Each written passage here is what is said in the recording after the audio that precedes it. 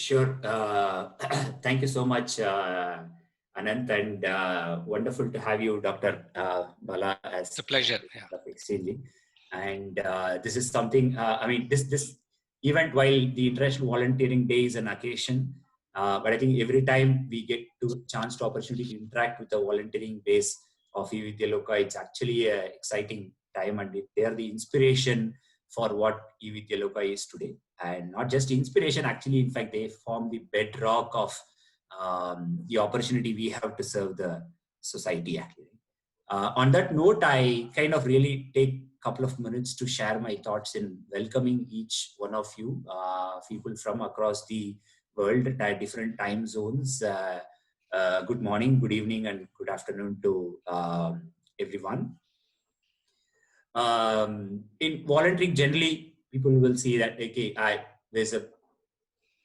see it as there is nothing called big volunteering or a big contribution in terms of volunteering, or smaller contributions, or the smaller way of engaging or doing things.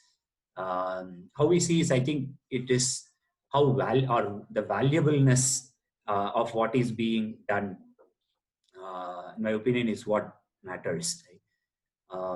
On the same note, it is not about the time, the effort, or even the intent of volunteering. What we experience and enjoy or value is the care, compassion, and the empathy that each one of the volunteer across the world contributes into the society, actually, right? Spreading the goodness and the warmth around in the society that we live in is what I mean cherish me as personally, and eVidyaloka as an organization, and society as in general as such. At eVidyaloka, we really don't generally volunteering is seen as an optional contributory activity, or a nice to have, more so in non-profit spaces in general. At eVidyaloka, as I kind of rightly mentioned and Anand started off with, it indeed is the bedrock. As the day rightfully calls as not just International Volunteering Day, but International Volunteering Day for Economic and Social Development means a lot, right? And that's exactly what is being relived in eVidyaloka, where the volunteers of eVidyaloka are the solution to the quality in education for the children of rural India. The platform of eVidyaloka is only an enabler. When people ask how is quality enabled in eVidyaloka, it is the people, the volunteers who are passionate teachers, and I know that each one of you are a teacher at heart, is the solution, right? So in that sense, it's actually an ideal platform today to kind of express our thanks and gratitude to each one of you for making this planet a better place. Just to be specific, when I say that what you are the solution, in this pandemic days where the children are being deprived of education by access to the school, let me put that way, not really this way, that while the volunteers have been teaching online in the schools through these years, I'm so glad and thrilled to say that since April, and now as we are in December, in this last 5 months, volunteers across the world have delivered 100,000 child learning hours. There are over 16,000 sessions to over 5,000 children, and online, and then few more on the recorded fashion. Over 100,000 child learning hours has been delivered in the form of learning. And secondly, there are not only, this is live teaching, right? And secondly, volunteers have also been contributing in recording their classes as video modules, which are now beamed to over 100,000, 1 lakh children across 3 states, Tamil Nadu, Andhra Pradesh, and Karnataka, to over, probably I think we've reached around 7 districts, is being beamed over cable broadcast, and viewership is only increasing. So on that note, I really want to welcome you all very warmly on this occasion. It is in fact your day, and thank you once again for actually bringing warmth and goodness into this society and making this planet a better place. And on that note, I also request Anant to welcome Dr. Bala, and I'm sure I think that's probably next in the agenda, or I hand it over to Anant to take the proceedings and have a great next 50 minutes. Thank you so much, and over to you, Anant. Thank you, Venkat sir. Um, it's good to see more people joining in. And I take this opportunity to introduce Dr. Balasubramaniam. So I have his bio here. It was amazing to go through it, and I'm sure all of you will find it the same way. So let's get started. Having embarked on his journey in the development sector by living and working for several years among remote forest-based tribal communities in the southern Indian district of Mysuru, Dr. Balasubramaniam, he is called as Dr. Bala also, is a widely respected development activist, leadership trainer, thinker, and writer. After his MBBS, he earned his MPhil in hospital administration and health system management from BITS Pilani. He has a master's in public administration from the Harvard Kennedy School, Harvard University. His living habits were greatly influenced by the teachings of Swami Vivekananda. At the age of 19, he founded the Swami Vivekananda Youth Movement based on the principles of Ahimsa, Satya, Seva, and Tyaga. He has spent the last 36 years of his life in the service of the rural and tribal poor in the forests of India. He is also the founder and chairman of GRAAM, Grassroots Research and Advocacy Movement, a public policy think tank in India. He embodies a rare blend of grassroots and macro perspectives and policy through his multifaceted experience of more than 3 decades. He is currently a visiting professor at Cornell University, USA, and at IIT Delhi, where he teaches courses on leadership and human development.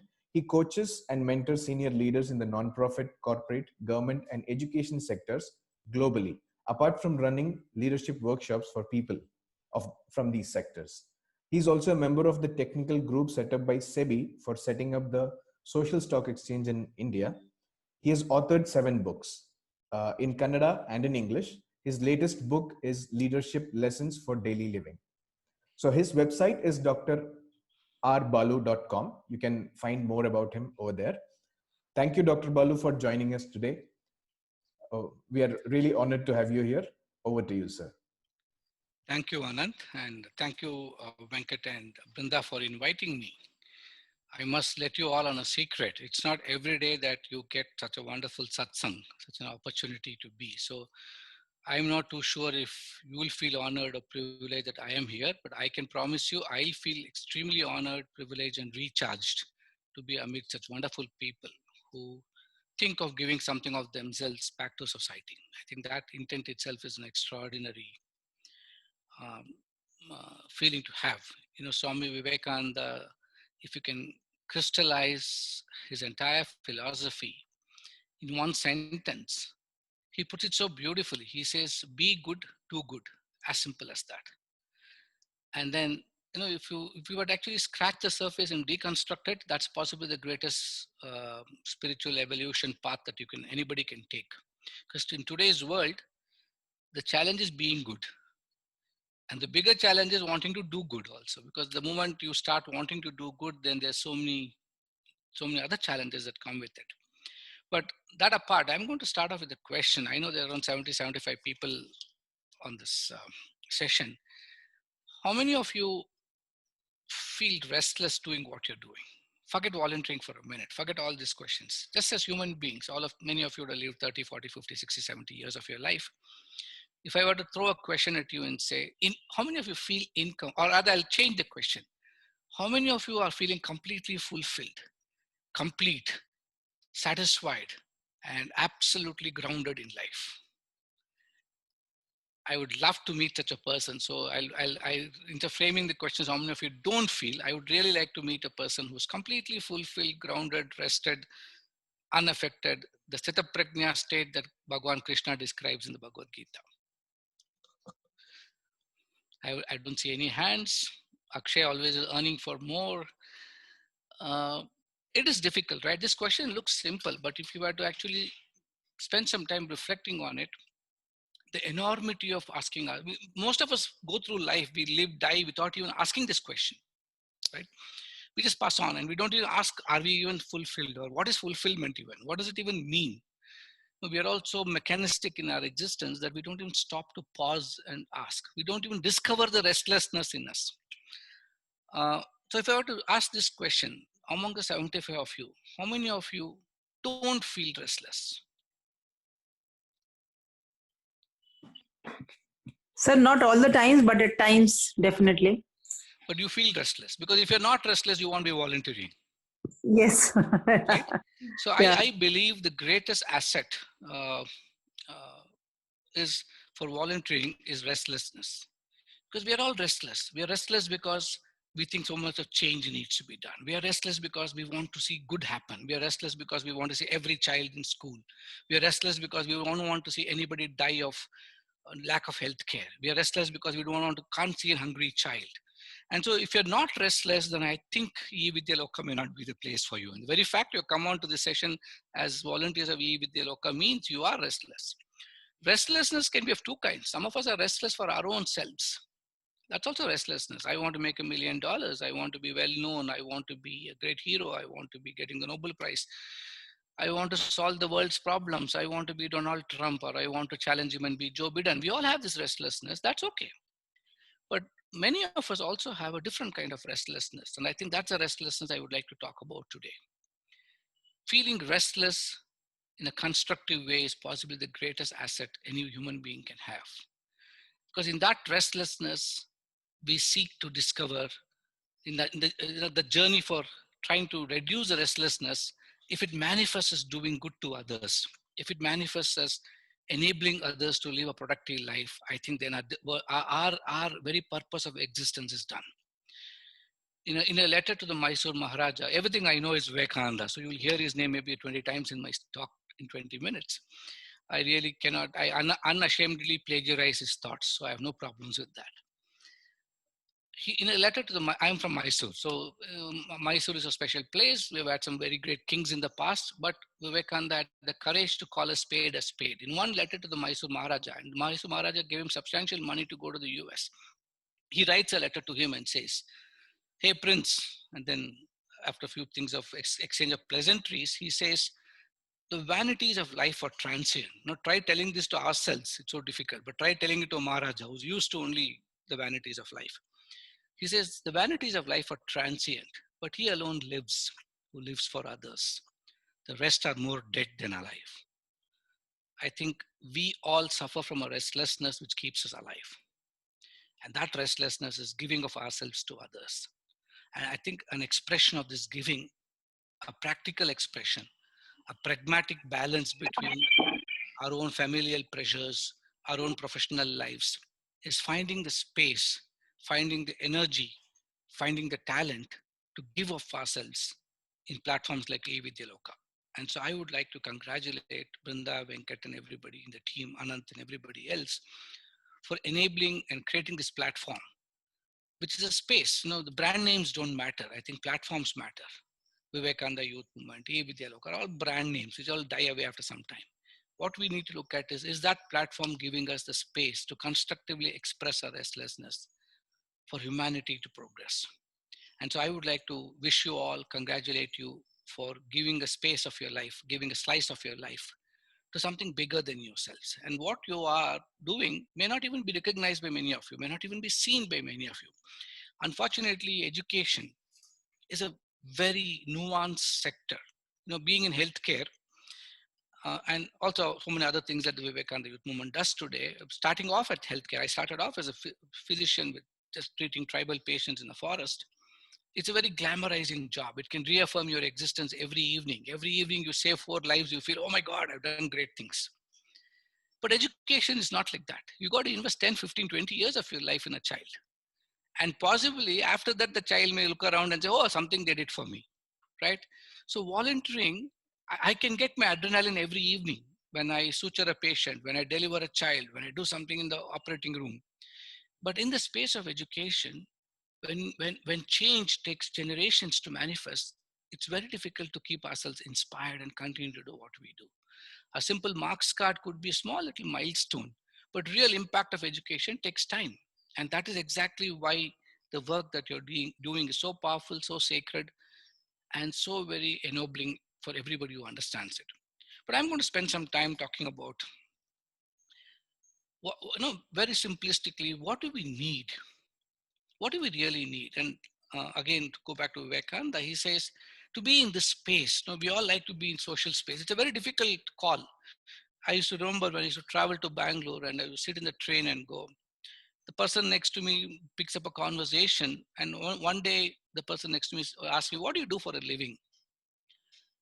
How do you tell him, I'm living in a forest, I'm running a clinic, I have a hospital, I have a school, we have livelihood work, we mobilize communities, we sue the government, we get beaten up, we get arrested. You can't explain all that in 5 minutes in introducing yourself. Sometimes it's easy to introduce and say, I'm a doctor, and they'll not ask you some questions. But I always realize, and there may be doctors in the audience today, if you say you're a doctor in a public transport vehicle, the next 15, 20 minutes, you have to give free consultation. Now, every disease the other man can think about will come only at that point of time. And he'll say, oh, my all kinds of pains and aches and all that. And so I found a simple secret. I would tell that I'm a doctor who without examination cannot give any prescription. Whether it's a headache or a nail ache, you'll have to strip. Then I can examine you and then tell you what is wrong with you. And after that, nobody will talk to me. So we all discover this kind of simple tools to live your life. And one person asked me, what do you do? What do you do for a living? And I said, I'm a social worker. Because I thought that's a nice dignified answer. That fellow laughed and said, everybody says this answer. And he thought, the word social work was so ridiculed. The word social work was so seen as something so inferior. And he said, every politician calls himself a social worker. What are you talking? Are you a politician? He asked me. So I found it so difficult, right? How do you even tell somebody that you are interested in making change? You're interested in making sure that you can move the needle in the proper direction. You're interested in making this world a better place. These sound like cliches. How do you explain it to somebody on a train? It's so difficult. And how do you even say and he asked me, then the next question he asked me is what actually sent me on a real reflective thought. He said, okay, to do social work, what should you study? Those days, people didn't equate MSWs for social work. Now the government of India is actually considering bringing about, destroying the very spirit of social work and saying we'll have a council which will do social work. And then we're going to set up like a Bar Council of India, Press Council of India. They want to set up a Social Work Council of India. And if you're not registered there, we are all illegal in doing what we're doing. So you want to do good, now you have to be legal. Anyway, that is the way our government is thinking currently. But beyond that aspect, what is it we need? Then I was asking myself, do I need to become a doctor? Do I need to be an engineer? Do I need to be studying physics, chemistry, maths? Do we need those qualifications to do good, or is it something else? How can I be I'm sure Venkat and others would be asked this question. Do we need to be a volunteer, right? Do we need to be a volunteer? What should we be? Should we be qualified, trained? We all have these questions. And I would go back to what Vivekananda, this question was asked to Vivekananda by Alasinga Perumal, one of his favorite disciples. One day in sheer frustration, Perumal burst out at Vivekananda and said, you keep telling us serve society. You keep saying Atmano Mokshartam Jagatithaya Cha. Knowledge of the self can only be through the expression of social work to the outside world. How do we do it? Come on, give us some to-do steps, practical ABCD steps. And Vivekananda laughs and says, you don't need, and then he asks him, should I be a doctor? Should I be an engineer? Should I be a teacher and go around the villages and teach? What do I do? Tell me. And Swamiji in his own inimicable way, he answers, he says, oh, you don't have to do anything. All you need to do is make sure you're qualified with the 3 H, he says. He says the first is the heart to feel. And he gives this call. He says, feel, my children, feel. Feel for the poor, the downtrodden, the marginalized. Feel till you think that your head reels and your heart will stop and you'll fall down dead. If that kind of feeling, then you're ready for this kind of work. So we need to feel. We need to feel that even today, millions of children can't have access to a decent education. A child in Mysore 3 months ago committed suicide in the district of Mysore, not in the city of Mysore. Why? Because his poor parents, agricultural laborers, coolies could not afford the digital smartphone that the child was pestering the mother for, because the government simply announced online classes. It's very easy to say online. Online for whom? In a world of digital divide where things are real. It's not just a figment of people's imagination. I'm sure many of you would have faced this. But this child kept on asking his father, and his teacher kept on scolding the child, saying that, why are you coming to class? You're such a good student. Why don't you come to class? And this child couldn't take it.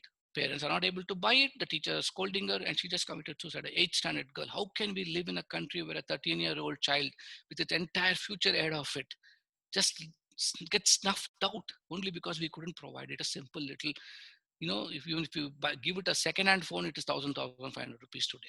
But we lost the child, right? Every child matters to this country.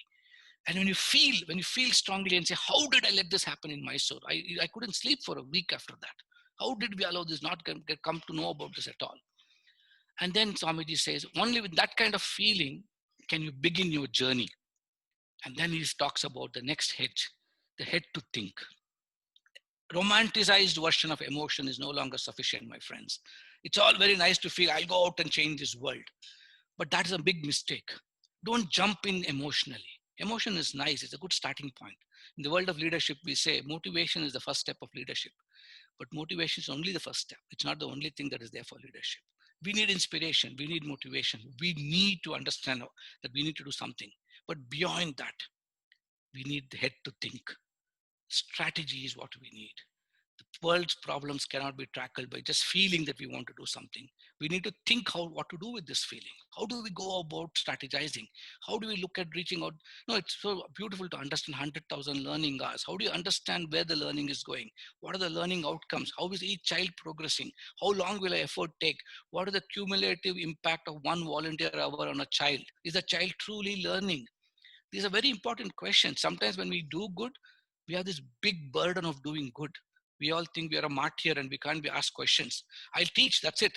I'm doing good. But are you even competent to be teaching? Just because you're a PhD doesn't mean you're a damn good teacher. Just because you have done specialized in physics, chemistry, math doesn't mean you can teach science to a primary school child. There are different tools that you need to acquire. So we need the competence to even volunteer today. Volunteering cannot be just run by your intent to do good. You may actually be doing harm. So be careful.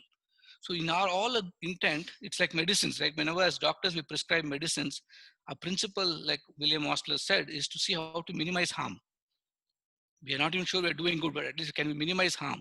So you need to acquire that extra talent. And I'm glad eVidyaloka has got training programs and various ways in which they infuse you all with this kind of input. And I think it's so critical. Instead of coming with a prefixed mindset that I know what the problems of education are and how I can solve it, working with people who have understood it a little deeper and platform like eVidyaloka, and then going a little deeper and acquiring those skill sets, that is strategization. That is the head to think. And then we can all design and say, I can tell you exactly how universal healthcare can be given in India. But what's the point if I can design it and not do anything about it? The hands to work.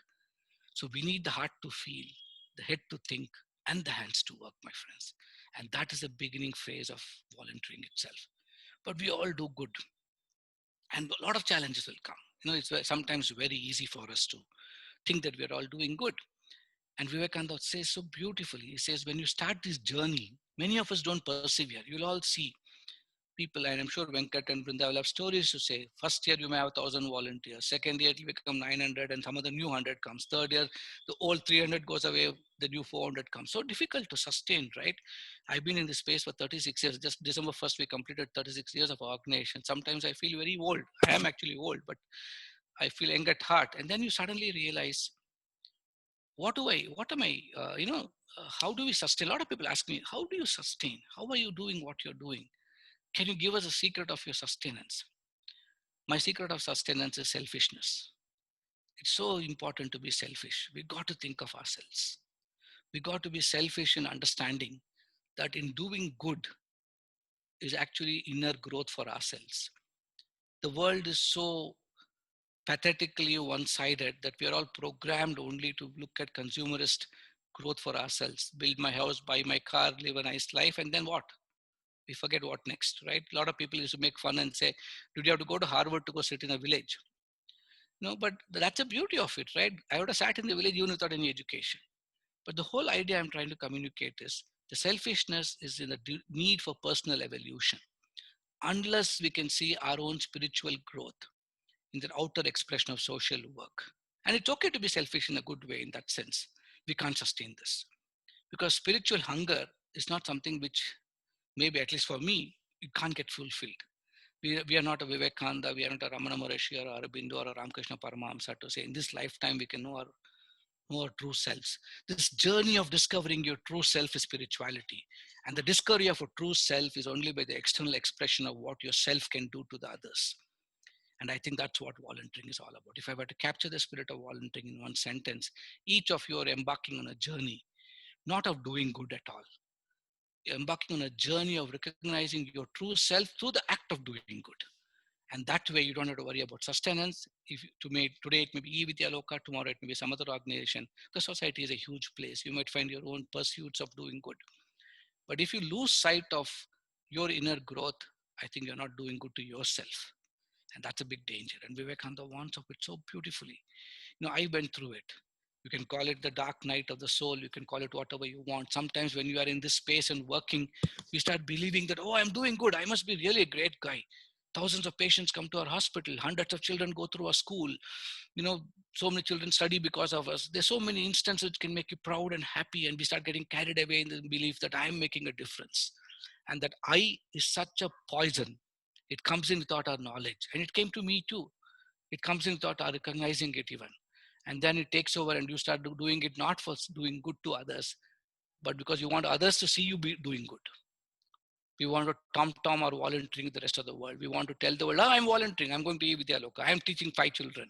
We forget that children being taught is more important. We start saying, I am teaching children. But the true spirit of volunteering is not about I doing something. It's about seeing ourselves as an instrument through whom something gets done.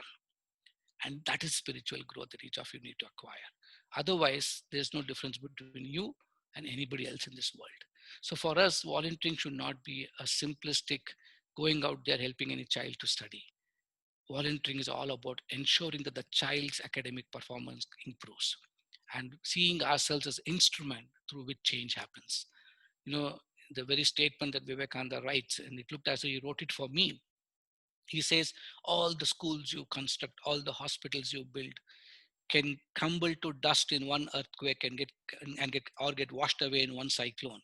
So please remember, it is not you who are doing, but consider yourself privileged through whom all this is getting done. And that's all I would say before I conclude. Each of you should consider yourself privileged and understand that things are getting done through you. And in conclusion, my only caution, and I've seen this, hundreds of volunteers pass through our organizations. Some of them are extraordinary human beings. Some of them are just passers-by. Some of them are tourists. So each of us have our own reasons for why we do what we do. Without standing in judgment of that, the only caution, having lived in the villages and the forest for more than 30 years, the only caution I would give is, we shouldn't carry the urban Indians' burden into our villages. Let's not forget, these villages have existed for thousands of years. These schools have been there, children have been there, education has happened. It's not as though you're discovering a new problem today which you want to solve. We've all had problems. We've had people who have solved them. We've had people who are trying to solve them. So we don't have to feel that it's our burden to solve the world's problems or India's problems. We do our bit. So don't carry it as a burden into the system. And most importantly, respect traditional wisdom. Don't be the provider. Don't stand on a pedestal and say, here, my poor man, take my 5 cents, like Vivekananda says. Just respect embedded wisdom that is so full in Indian communities. You may not have the antenna to recognize it. That doesn't mean the embedded wisdom is not there. I can tell you, for having lived with them for so long, what they need is not our help or intervention. What they need is a partner to help them recognize their own true inner strength. And if you can be that to a child, I think your job is done. Thank you. And any questions, I'll be happy to respond to that. Thank you so much, Anand, again for moderating. Thank you so much, Doctor. This was a very inspiring talk, right from the feeling of restlessness. You mentioned the 3H and how doing inner good, how doing good can be seen as a selfish yet positive thing. And you ended with being beware of the I. Thank you very much, Doctor. We'll now open for questions. So you can post your questions here, or you can raise your hand. We'll call out the name and you can ask the question. This is just to have a smooth order. So anybody has a question, you can speak up now. Raise your hand, please. Anjana Sharda. Yes, please. Hi, Anand. This is Geeta Sharma here. Hello, ma'am. Dr. Balasubramaniam, it was very, very inspiring to hear you. And Thank you. yes, like I love the idea when you said it is I, when people think of emphasizing and saying, no, it is the children or the child you need to focus and not I. So brilliantly captured there. I'm just curious to know a little more on that GRAAM, which is there on your background picture. Would really help us to know what exactly is that GRAAM all about. Okay. You know, the Vivekananda Youth Movement is where service delivery operations happen. We go out there, run hospitals, schools, colleges, give scholarships. We believe that if you build human and social capital, we don't believe in serving. We believe that enabling people to grow their human and social capital will have powerful economic consequences. So all those activities are what gets done under the Vivekananda Youth Movement. But the limitation of the Vivekananda Youth Movement is we can't be everywhere. We can only be there at where we are. And right now we work across Karnataka and we reach around 3 million people, and that's all you can do, right?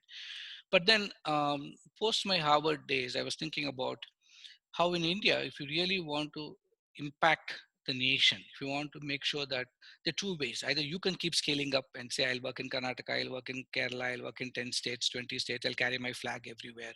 That's one approach. We chose not to take that approach. But what other ways can be more impactful ways of doing stuff? Is by working with the system, working with the government, strengthening it, supporting it, criticizing it, enabling it, but making sure you do it with evidence. Because most of us operate from emotion. I want to do good. I want to help children. I want to teach. Emotion drives us. I was the same. Then I learned to understand that along with emotion, if we can couple it with evidence and understand the real challenges in a very objective manner and design solutions. Today we use design thinking and system thinking approaches. You can actually solve problems faster, cheaper, and more embedded into community systems. So keeping that in mind, I thought maybe what India needs is a policy think tank which can understand the government policies from whatever backgrounds they do, evaluate it, see the evidence whether it's working or not working, but see it from the community perspective. The specialty of GRAAM is I don't see it as a researcher. My training might be in policy and management, but I don't see it as a researcher. I see it as an ordinary person. We work with people and say, what is the community response? What is their voice? In fact, one of my books is called Voices from the Grassroots. How do you capture these voices, process it in an evidential way, write it together, and then present it to government and advocate with government and bring about change? So GRAAM is an acronym for Grassroots Research and Advocacy Movement. And this has to be a movement. In India, we all suffer from the disease of generalization. You ask anybody, they'll say crores of rupees are lost in this country. Thousands of people are hungry. Hundreds of people are corrupt. No, we all generalize. We forget that specificity and sensitivity is also something which is an enabling tool for solving problems. And GRAAM hopes to capture information from the community, their voices, package it together with evidence, present it to the policymaker, and get them to relook at their policies, and thereby impacting possibly the whole nation itself.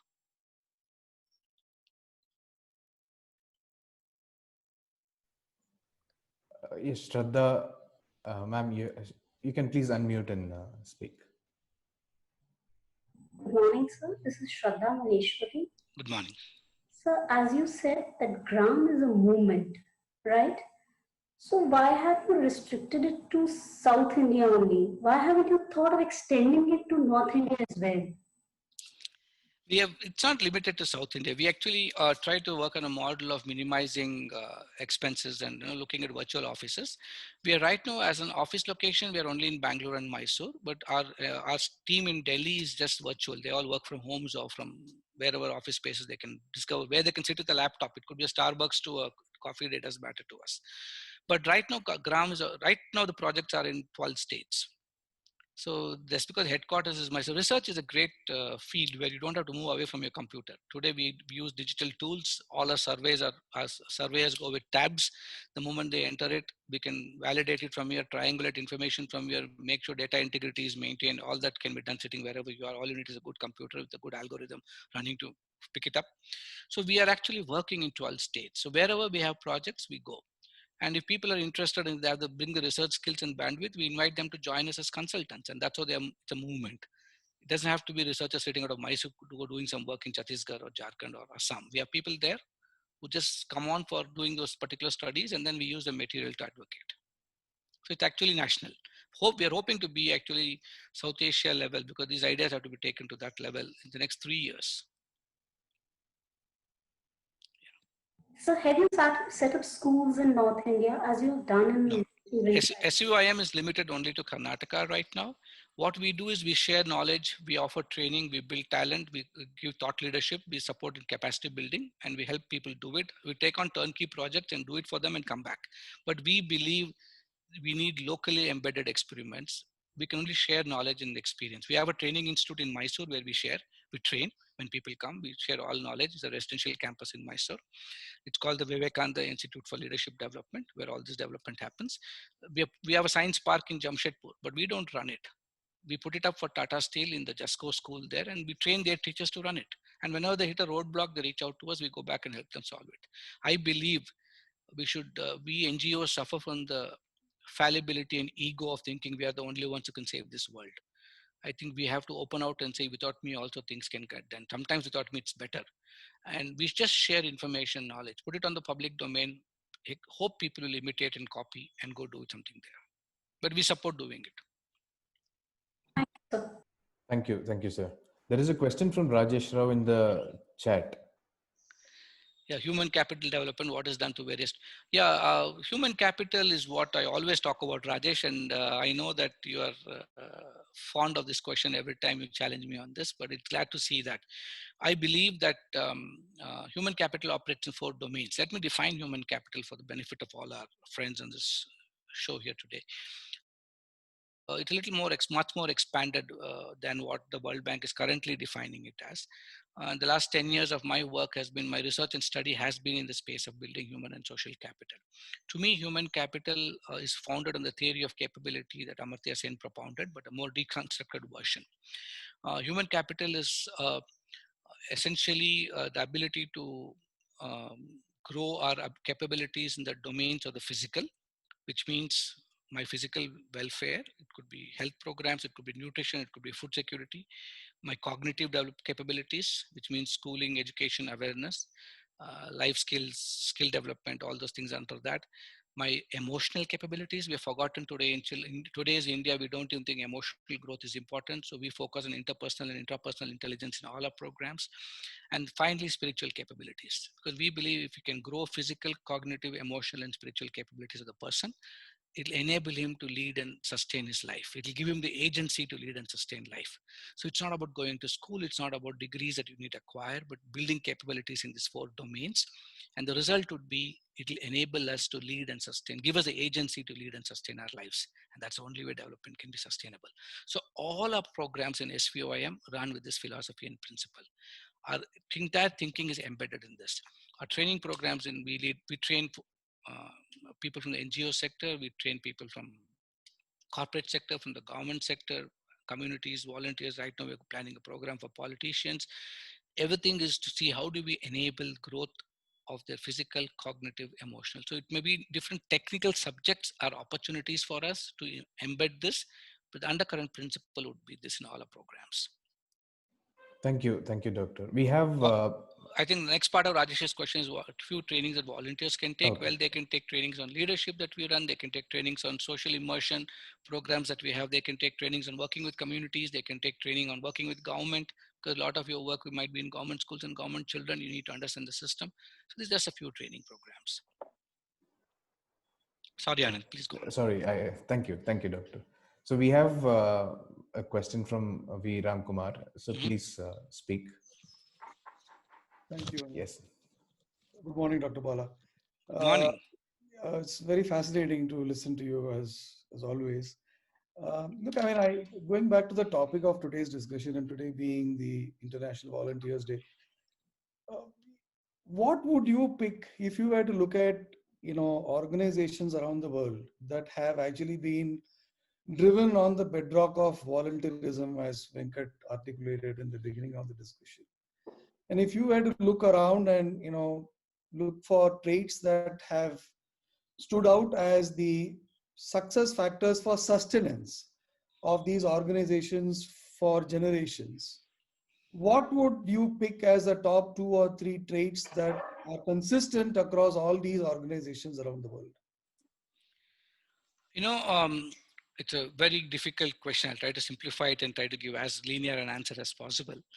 It's very nuanced and loaded, and I'm sure most of us will appreciate the challenge. There's no easy answer for this, Ram. I can only go from little experience. From the fellowship work I did at the Kennedy School, I worked at a lot of large organizations as consulting them, and I would represent Harvard as a consultant. And I'm just going by that experience. I'm not saying this is the only thing, but only limited to my knowledge and experience is what I would precondition my answer with. Yeah. What I found was organizations are essentially an aggregation of individuals. There are three elements I would look at it. First element, I would say, what is the organizational purpose? Why do you exist? And is there a clear understanding of it? Is there clarity on your theory of change? Do you understand what you're doing, why you're doing, how you are doing it? And do we know, can you answer evidentially with some measuring tools that you're actually doing what you're saying you're doing, right? All that I would put in the organizational box. I think many of us don't know this. Many of them start with inspirational ideas of the founder, and they think, okay, this child has some crucible experience each of us would have had, a child in difficulty, I'm inspired to run a school for children, and then I start. And then these questions come much later. It doesn't matter when they come, as long as we have the courage to ask those questions and have the greater courage to start answering them, and the greatest courage to know that we don't have answers to them. And I think that such organizations sustain. An organization which is eternally humble enough to understand it may not have all the answers and keep asking it is the ability to sustain. Second is organizations are after all individuals. Individuals have to be, if I were to describe it in one sentence, it has to be an aggregation of individuals who understand that they may not have the competence to be doing what they're doing, but have the humility to know that I have to acquire that competence. So learning to operate from zones of our incompetence is an extraordinary ability to sustain. Mm. If the moment you think I know and I can solve this problem, I think you can't sustain yourself. If you know that you don't know and you have to seek to know, and in the seeking is where sustenance comes. And you're constantly seeking. The problems are so complex today. Personally, for me, the journey never ends for anybody if you're really humble. And so it's it's an embedded with three qualities. One is to understand that you don't have the competence. Second is having the humility to acquire the competence, the need to learn. And the third is allowing yourself to be vulnerable and say, well, I didn't know, it's okay. Now, we're all in situations in life where vulnerability is not celebrated. We think it's a weakness. It's something to be looked down upon. I think it's possible the greatest asset you can have is vulnerability. And in that vulnerability, you will seek answers, solutions, and that will give you enormous strength. And I think these are the qualities that really sustain. And if I were to say, at least I find my sustenance through expressions of these qualities. Fascinating. Thank you. Thank you, Doctor. Anjana Sharda, you have raised your hand. Would you like to? Yes, good morning, Dr. Bala and everybody. So I'll be real quick. I'm in my early 40s and I have done close to 15 years of corporate experience, a volunteer by heart because I've seen that culture in my home while growing up. Quit my corporate career basically to balance my work life, but to seek also what I was seeking for a long time, which is a spiritual enlightenment, and have taken up volunteerism full time from the last couple of years.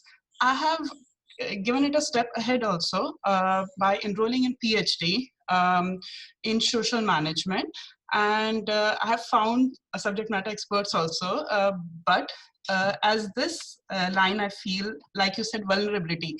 So I'm in that stage wherein I want to do something at a large scale, wherein why I opted a PhD in at this stage of my life is so that my research publication can make a larger impact, a meaningful impact to a larger audience as compared to what I have been doing in day-to-day at a grassroots level. The challenge I'm finding is that, to zero down on what I can do through my research work, through my thesis work, though the broad area I have analyzed is communication for social change, because I thought that's wherein I can use my corporate skills as well as my personal passion. And so can you just help me, Doctor, that because I'm at that stage of vulnerability where I want to be quick in terms of at least finding out the problem, that I can invest my another 3 to 4 years in researching and try to do something, to make a difference. I really don't know what is your expectation from me. Is it just an answer or something more than that? But the answer is the easiest thing I can give. Something more is a commitment I don't think I have the time bandwidth right now to make. I'll be very honest and candid with you. If I were to, if you were to ask me, if I were to do a PhD in communication, especially from the perspective of rural development or social management, what would I work on? I can say that rather than saying what you should be working on. To me, I always find communication lopsided, unidimensional, and hierarchical. It comes with the arrogance of saying, we know what the rural poor need. And so I tell them what to accept, and they have to take what I give. And we never go there with the attitude of, I don't know what people need. I have to sit and talk to them. I have to understand them. I have to find out ways to discover what is it their perception of needs are, find ways to understand it, and then express it to the powers that be and get that done for them. So discovering that tool, which can enable or force a person to become humble and go there with an open heart, with an open mind, and truly practice the concept of ideation that we talk in design thinking and brainstorming with people. So how can you communicate to get to work with people rather than communicate to people would be the biggest question I would wrestle with. And if you can figure that out, I think it will help a lot of us in this space. Because we think we know how to do it, but if you can find out and generate a toolkit or a toolbox which says, these are 7 things you keep in mind, or these are the 6 things if you can deconstruct it into the to-do list and so we can train our younger generation, we can train the next generation of people. These are the things you watch out for. Okay. Thank you so much. Doctor, there are a couple of questions. Sure. You can I think choose there's a lot any. of the chat box. Yeah, I'm looking Yes. at it. Is the Vivekananda Institute connected to the one in West Bengal? It depends on what you're meaning. We don't have any legal connection with any organization. Today, connections only signifies legal. Ideologically, philosophically, anything done in the name of Vivekananda, we're all connected anywhere in the world. We are definitely very well connected to the Ramakrishna mission. A lot of the monks there are people whom we know, we cherish, we respect, we admire, and seek guidance from. So the Ramakrishna missions across the world, across the country, in West Bengal, which is where it's headquartered, are sources where we seek our inspiration and guidance from. The next question is, how can you know we can access your trainings? You can just send me an email. I'll possibly, somebody asked me how can reach out to me. I'll give you my email, or Anand can share my email with all of you. And you can just email us. I can ask people to put you on our database and keep you informed of all the training programs. Right now, the last 6 months, we're only doing online programs. And so this might be an opportunity. We run programs, GRAAM runs programs called Introduction to Public Policy, where we teach people, I think every Indian should understand public policy. And so we teach that level of course. The other program we run is Building Human and Social Capital. How do you do it? How do you build it? So all that is something which we do. The next question is, any resistance? Oh, you should read my books. That will tell you about all the resistance I faced. No, I think resistance is the way you get your life built, right? And Vivekananda says it so beautifully. He says all good work has to pass through 3 stages. First is the stage of ridicule. So people ridicule me. So what can you do? You're a young boy of 19. Your mustache is not grown properly. How can you change this world? All kinds of ridicule. You have to live with it. Then Swamiji says, he says you need 3 P's to endure it. First P is purity. Second is patience. Third is perseverance. If you can cloak yourself with purity, patience, and perseverance, you will have the ability to endure this ridicule. But it doesn't stop with ridicule. After ridiculing you, they will say, you know what, I'll not let you work here. Who are you to come and work in our villages? They'll obstruct you. So first comes ridicule, second comes, all these obstructions they can throw at you. And finally, Swamiji says, if you still continue to do, then comes acceptance. The very fact 100 of you are sitting together on a Saturday morning listening to me, and eVidyaloka invites me, it's in some sense you've accepted me. So I have gone through the phase of ridicule. I've gone through the phase of being obstructed and being beaten up, arrested. When you fight the exploiter, when you fight on behalf of the exploited, obviously powerful forces will not like it. And sometimes government is the biggest exploiter in our system. And when you fight the governmental system, government is also a nasty, vindictive animal. It can make your life so miserable if you can spend the next 20 years of your life only walking the courts. And I've gone through all that. And when you work with tribals, when other people have other intent, could be conversions, could be all kinds of intent, and their intent is not just human development, then they see you as a stumbling block and they want to create problems for you. So we have gone through all that. We suffer, and that's the way. I think those are things which reiterate your commitment, reinforce your belief that you got to bring about change. Ramakrishna Mission. Ramakrishna Mission trainings may not be in sync, but a lot of trainings given by Ramakrishna Ashram are also extraordinarily good. And so you may have to look at for their calendars. It may not be synced with them. No, we don't put it on their sites. So Varija, I hope that answers your question. I want to teach and learn, but no sites seem genuine. First of all, don't even want to teach. Who are you to teach? I think that's a very arrogant space in which to begin. You can say, I want to learn and share my learning. Sharing your learning is different from teaching. Teaching is a very different mindset.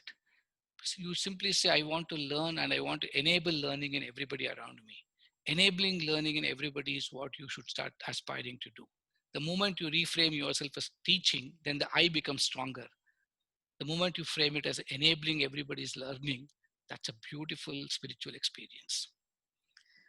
I think I must have taken more time than what is necessary, Anand. So I don't want to screw up everybody's morning. Rajesh, it's good to see you on video now. We have Ashish Singh. Let's take this as a last question. Sure. Post that, I have a video to play and then we can close. Yes, Ashish Singh, please. Good morning, all. Just out of curiosity, I have this one question. Sure. And since you have already brought in government's role about the last question which was asked to you, and so we read a lot that the problem with any government policy is not with the planning, but with its implementation and execution.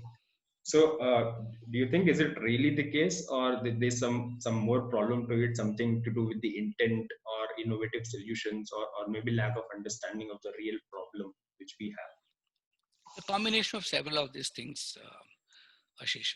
What I feel is, we don't even know what is policy. We don't even understand the word public policy. We think we know. In a simple way, public policy, if I were to define it in 30 seconds, is the intent and action of government. So there are two things there, the intent and the action, right? So why is the government doing what? Like, what is the farm bill, the recent agitation that we are seeing? What could have been the intent of the government, and how does it manifest as action?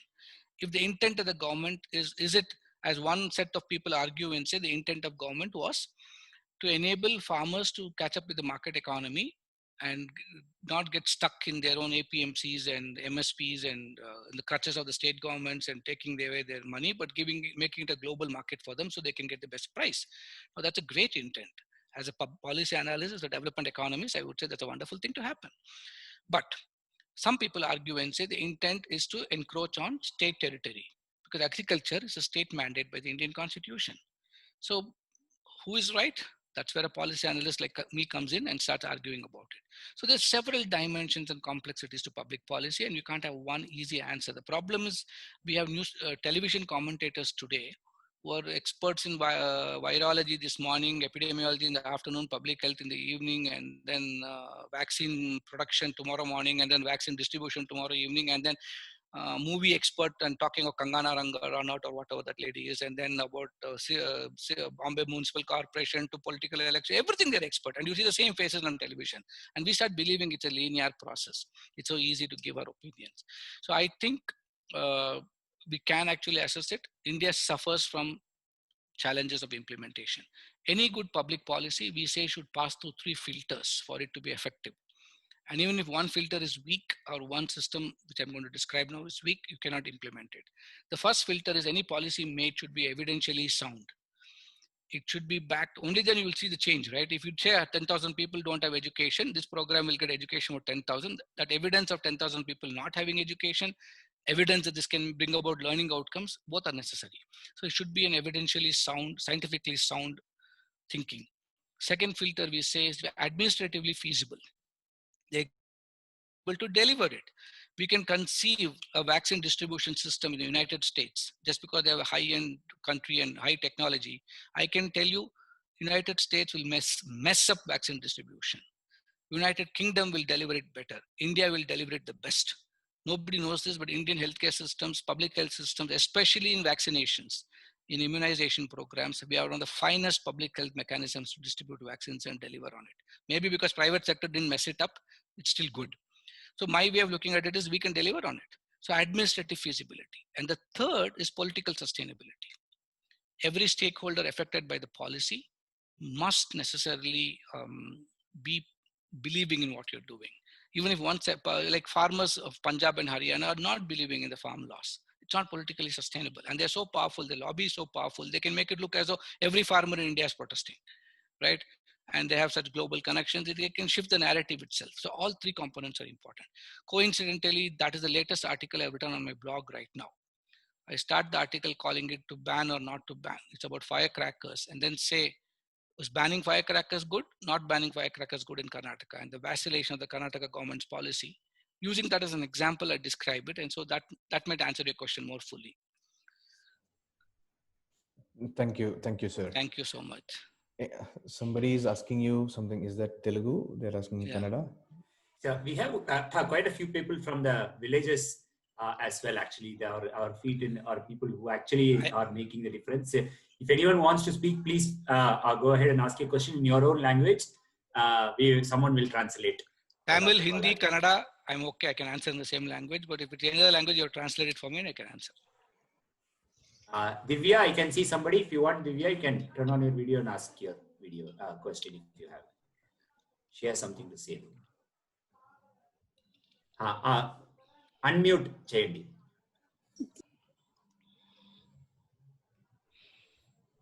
Somebody in Telugu can. Yeah. Hello, sir. Namaste, Vidya. బాగున్నారా sir? ఈ విద్యాలోక వారికి ముందుగా ధన్యవాదాలు తెలుపుతున్నా sir.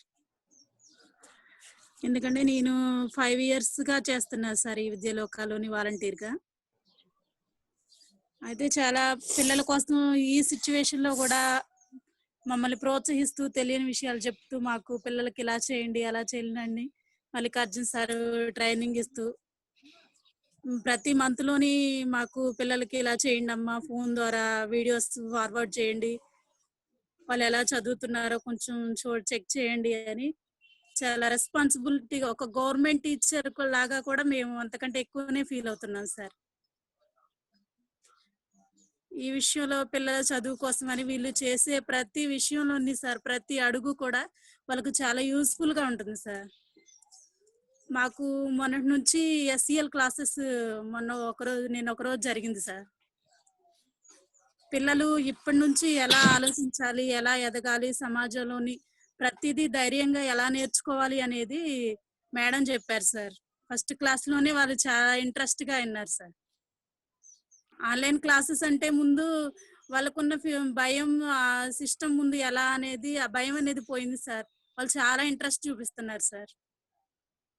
మేము చదవాలి, మేము నేర్చుకోవాలి, school చాలా రోజులు అయింది కదా మూసేసి మాకు ఇలా చెప్తున్నారు, చాలా థ్యాంక్స్ మేడం, టీచర్స్ ఉంటే చేయండి అని మా స్కూల్లో టీచర్స్ కూడా అడుగుతున్నారు sir. As I understood, there's no question here, Anand. So I think it is more sharing of experience from Vidya ji. So thank you so much for giving us that. Thank you, sir. Sharing your experience so much again. So thank you all. Such a pleasure having been with you. And I must thank Venkat and Brinda again for this, inviting me here today, and Anand for such wonderful coordination.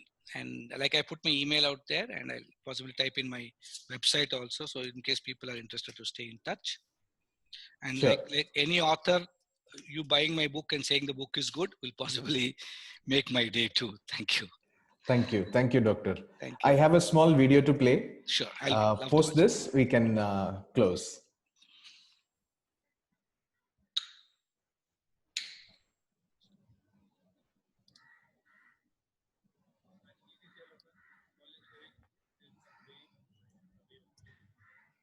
Anand, volume is not coming through. Sorry, is it not coming through, Venkat? It's coming very low. Yeah, I'm also not able to hear it. I know something is coming, but I'm not able to hear it. You have to remove your earphone. Yes.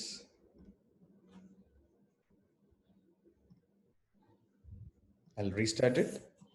At eVidyaloka, volunteering is a way of life, a way of living. So thank you for everything and wishing you all a happy Volunteers Day. पालारिया happy international day. हमको सिदाला ma'am को पढ़ाया हुआ बहुत अच्छा लगता है। हमको पढ़ाने के लिए थैंक यू। क्लास मिस पलाकारिया, आपको हैप्पी इंटरनेशनल डे। हमें सोने सर और सितारा मैम पढ़ाती है, उनका पढ़ाया हमको बहुत अच्छा लगता है। हमको पढ़ाने के लिए thank you.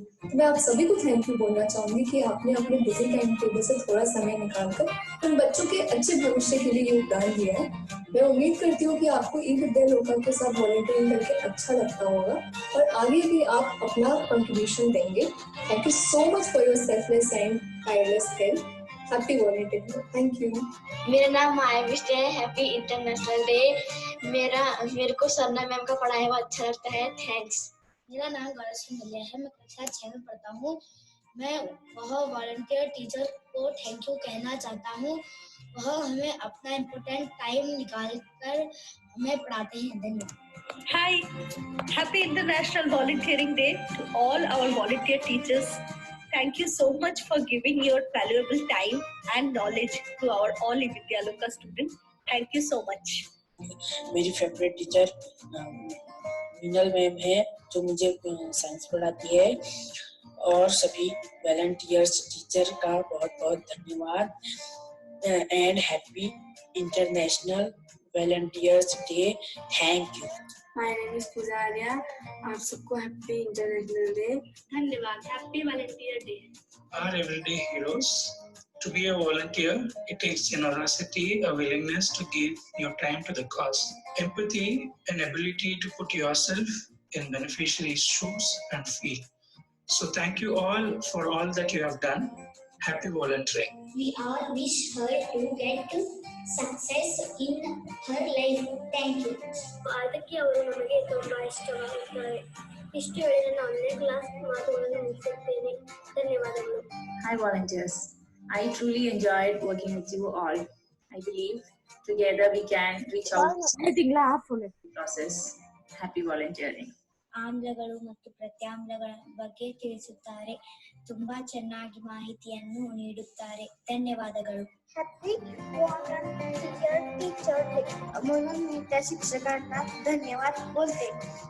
Happy Volunteers Teachers Day. I salute each and every volunteer for your contribution to our developments.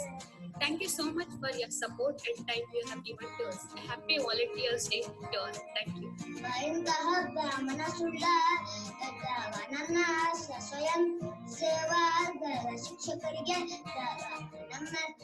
ನಮ್ಮೆಲ್ಲರೂ ನಮ್ಮೆಲ್ಲರ ಹೃದಯಪೂರ್ವಕ ಧನ್ಯವಾದಗಳು. Thank you, eVidyaloka. Yoga teachers too. Thank you. Our heartfelt thanks to all the volunteers who believed in our cause. Your positive aura has inspired all of us to work even harder to provide better education for rural India. Thanks again for your tremendous initiatives.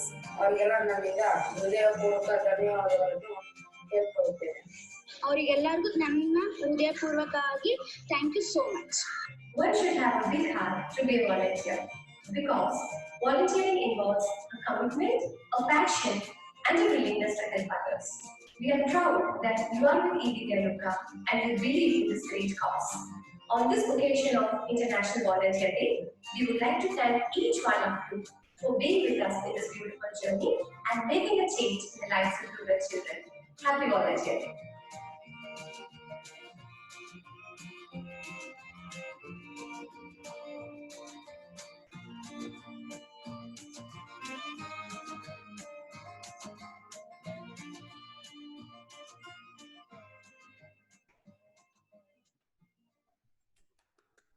Thank you. Thank you, volunteers. Thank you, everyone. Thank you, Doctor. Thank you. Such a pleasure.